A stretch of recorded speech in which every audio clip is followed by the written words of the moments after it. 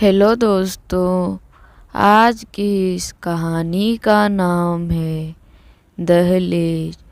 उसे पहली नज़र देखने पर हैरानी होती थी। सुंदर स्त्री थी। वह लगभग 35 की उम्र की थी और कमज़ोर शरीर था। वस्त्रों में ऐसी सफाई और सलीका की राह चलता व्यक्ति देखकर सोचने से न रहता कि अच्छी भली है, कोई काम क्यों नहीं करती, मांग क्यों रही है।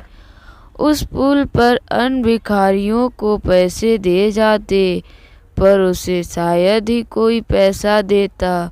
वह सुबह से शाम तक वहाँ बैठी रहती।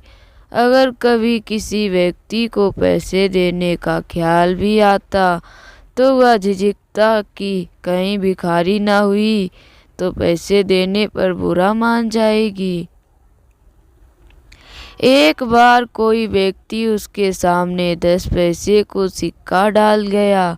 स्त्री ने पहले तो उसको जोर से ध्यान न दिया, फिर जब नज़र पड़ी तो उसे उठाकर देर तक देखती रही। आखिर हंसने लगी और कुछ देर के बाद उसे दूर कप दिया। वह पागल थी।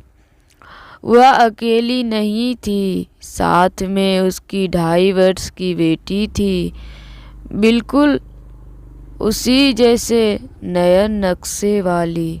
उसने सुंदर फ्रॉक पहना था। रोज उसका फ्रॉक बदला हुआ होता।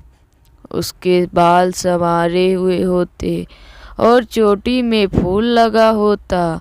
अपनी माँ की तरह वह भी बहुत अकेली दिखाई देती।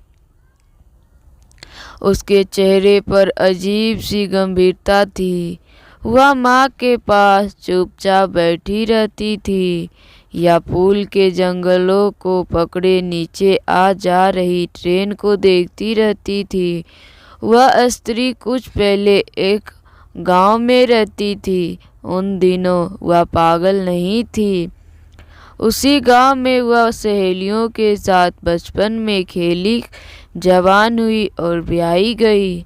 ब्याह के बाद भी 2 वर्ष बहुत सुखपूर्व बीते। यद्यपि घर में कलेश था, सास और नंदों को कड़वी बातें भी थी, पर खुशियाँ भी थी।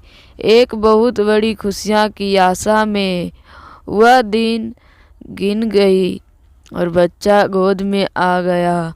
फिर और क्या चाहिए।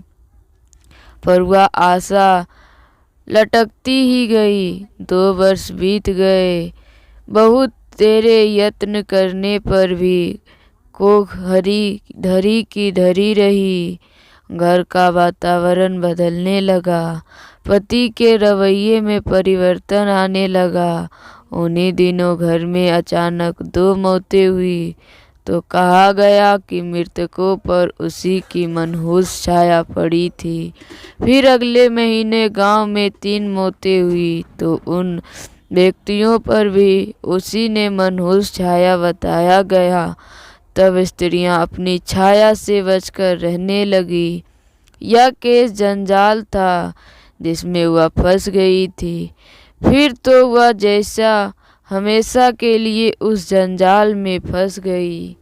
जब उसका पति दूसरी शादी करके उसकी सौत ले आया। बहुत तीखे स्वभाव की स्त्री थी वह, चालाक और मक्कार। उससे घर वीरान लगने लगा। एक भयानक जंगल जिसमें उसे डरावनी आवाज़ें सुनाई देती। वे आवाज़ें रात के समय और भी डरावनी बन जाती। वह चीखती हुई नींद से उठ कर बैठ जाती है, कांपते हुए हाथों से दिया जलाती है। जंगल कहाँ गया और जानवरों की वे भयानक आवाज़ें कहाँ गई जो अभी अभी सुनाई दे रही थी। कुछ देर के बाद दिया बुझाकर सो जाती तो फिर वही जंगल दिखती, वही चीखें सुनती। अंत में स्वयं भी चीखें मारने लगती। एक रात वह इसी प्रकार चीखती हुई उठी और घर से निकल गई। लोगों ने उसे भूत पकड़ लिया है। वह आसपास के गांवों में घूमने लगी।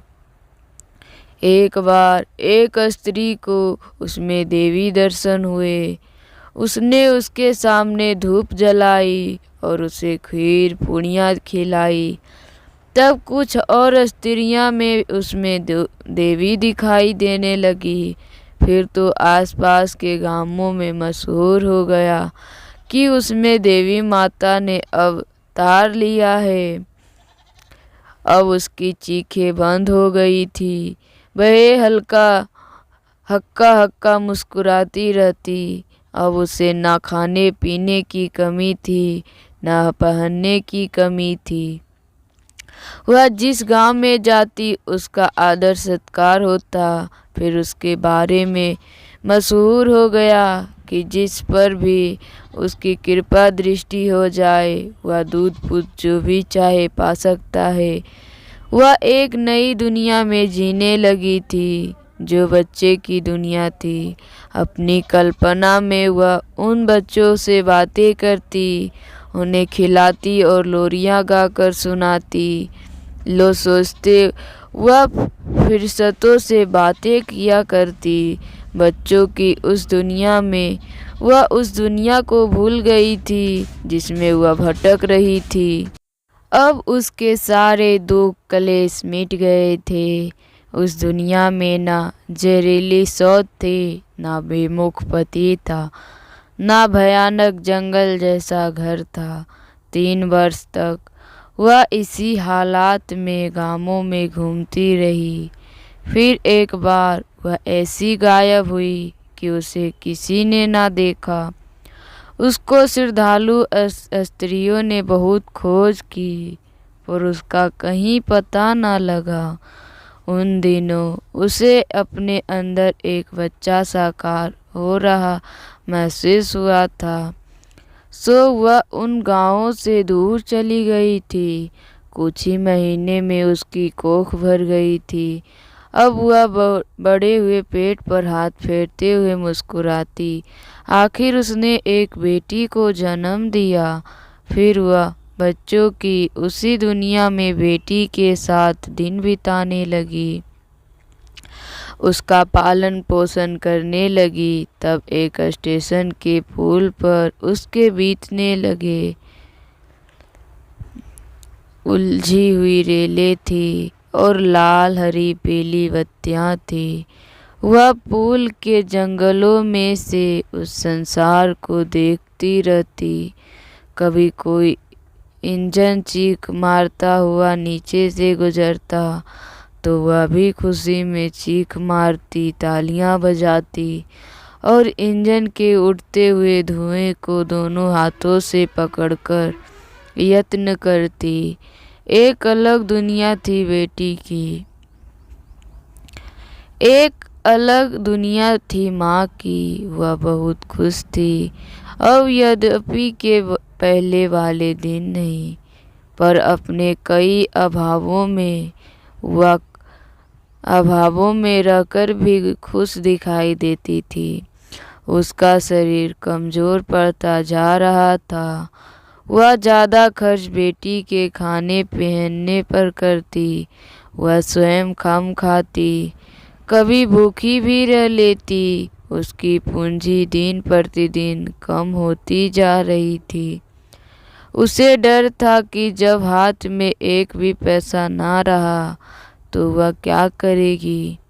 एक दिन वह बैठी हुई अपनी दुनिया में खोई हुई थी और उसकी बेटी फूल के जंगले के पकड़े लाइनों की ओर देख रही थी। सामने से धुआं छोड़ती हुई ट्रेन आ रही थी। इंजन चीख पर चीख मार रहा था। फिर जब इंजन धुआं छोड़ता हुआ पुल के नीचे से गुजरा तो वह फिर जोर से चीखा। उसी समय एक और हृदय बेधी चीख सुनकर वह स्त्री अपनी बेटी की ओर लपकी, पर बेटी वहां नहीं थी। गाड़ी पुल के नीचे से गुजर चुकी थी। स्त्री ने आंखें फाड़ कर नीचे लाइने की ओर देखा तो उसकी चीख निकल गई। लाइनों में उसकी बेटी गिरी पड़ी थी और उसके फटे हुए सिर में से लगातार खून बह रहा था। उसके आसपास लोग जमा थे, फिर भी वह पागलों की तरह चीखती और पुल से नीचे छलांग लगाने के लिए चली तो लोगों ने उसे पकड़ लिया। आखिर वह अस्पताल में अपनी मरी हुई बेटी को एकटक देख रही थी। उसकी आंखों में ऐसा भाव था जैसे वह समझ ना पा रही हो कि वह यहाँ क्यों आई है और यह मरी हुई लड़की कौन है। वह उठी और अस्पताल में से निकल कर चल दी। लोग हैरान थे कि वह बेटी को छोड़कर ऐसे चली गई थी जैसे उससे कोई संबंध ही नहीं था। उन्होंने समझा कि वह पागल हो गई है, पर उस समय उसे होश आ चुका था। वह जब पुल की जोर से चीखी तभी उसे होश आ गया था और वह पागल नहीं रही थी। अब वह अपने पति के घर जा रही थी और सोच रही थी कि पता नहीं मैं घर से क्या चीज़ लेने निकली थी। काफ़ी देर हो गई है, अब वापस चलना चाहिए। उसके कदम और तेज हो गए। धन्यवाद दोस्तों। अगर मेरी कहानी पसंद आए तो मेरे चैनल को सब्सक्राइब कीजिए और मेरे वीडियो को ज़्यादा